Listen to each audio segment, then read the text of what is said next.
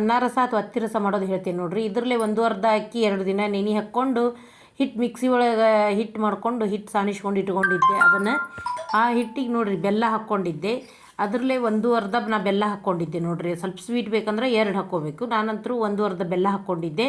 ಹಾಕ್ಕೊಂಡು ಸ್ವಲ್ಪ ತುಪ್ಪ, ಒಂದೇ ಒಂದು ಚಮಚೆ ನೀರು, ಭಾಳಲ್ಲ, 1 ಟೇಬಲ್ ಸ್ಪೂನೂ ಅಲ್ಲ, ನೀರು ಹಾಕ್ಕೊಂಡು ಸ್ವಲ್ಪ ಕರಗಿಸ್ಬೇಕು.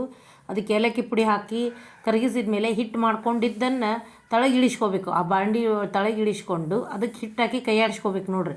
ಈ ಥರ ಚೆಂದಾಗಿ ಅದೆಲ್ಲ ಮಿಕ್ಸ್ ಆಗಬೇಕು. ಅದನ್ನು ಅಕ್ಕಿ ಹಿಟ್ಟು ಮತ್ತು ಬೆಲ್ಲ ಕರಗಿದ್ದಿರ್ತದಲ್ಲ ಅದನ್ನು ಚೆಂದಾಗಿ ಮಿಕ್ಸಿ ಮಾಡಿಕೊಂಡು ಕೈ ಆಡಿಸ್ಕೋಬೇಕು ರೀ. ಅದನ್ನು ಆ ಚೆಂದ ಕೈ ಆಡಿಸ್ಕೊಳೋ ತನಕನೂ ಅದು ಸ್ವಲ್ಪ ಬಿಸಿ ಇರ್ತದೆ. ಅವ್ರ ಕೈ ಆಡಿಸ್ಕೊಂಡು ಈ ಥರ ಟೆಕ್ಸ್ಚರ್ ಬರ್ತದೆ. ಆಮೇಲೆ 1 ವಾರ ಆದಮೇಲೆ ಒಣಗಿದ ಮೇಲೆ ಇದನ್ನ ತೊಗೊಂಡು ಈ ರೀತಿ ಮಾಡಿ ಅವಕ್ಕೆ ಎಣ್ಣೆ ಒಳಗೆ ಬಿಟ್ಟು ಕರಿಲಿಕತ್ತೀನಿ.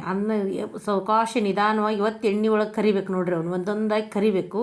ಚಲೋ ಆಗ್ತಾವನ್ನ. ಈಗ ಒಮ್ಮೆ ಹಾಕಿದ ಮೇಲೆ ಹೊಳ್ಳಿಸಿ ಹಾಕ್ಬೇಕು. ಅವನ್ನ ಸ್ವೀಟ್ ಇರ್ತಾವು ಜಾಸ್ತಿ, ಸ್ವಲ್ಪ ಕರಿಯೋ ಮುಂದೆ ಹೊತ್ತಬಾರ್ದು. ಅವನ್ನ ನಿಧಾನವಾಗಿ ಕರಿಬೇಕು. ಈ ರೀತಿ ಮಾಡಿ ಮತ್ತೊಮ್ಮೆ ಹೊಳ್ಳಿಸಿ ಹಾಕಿದ್ದೆ. ಆಮೇಲೆ ತೆಗೆದು ಅವ್ನ ಕೆಳಗಿಳಿಸಿ ಅದಕ್ಕೊಂದು ಸ್ವಲ್ಪ ಹಾಕಿ ಮುಗಿಸಿದೆ ನೋಡಿರಿ. ಅದಕ್ಕೆ ಇಷ್ಟು ಹೇಳಿ ನಾನು